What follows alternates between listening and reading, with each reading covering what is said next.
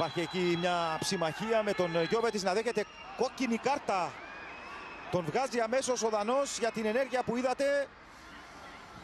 Η Ομόνοια μένει με 10 παίκτες με την αποβολή του Γιώβετιτς στο 94ο λεπτό.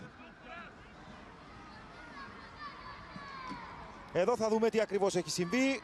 Πιάνει από το λαιμό τον αντίπαλο, τον αποθεί, τον βλέπει ο διαιτητής και αμέσως βγάζει την κόκκινη κάρτα. Αχρίαστη ενέργεια από τον Γιώβετιτς, αφήνει την ομάδα του με 10 παίκτες και τιμωρείται και ο ίδιος τουλάχιστον για 2 αγωνιστικές για αυτήν την ενέργεια. Θα τον στερηθεί η Ομόνοια και στους 2 επόμενους αγώνες της.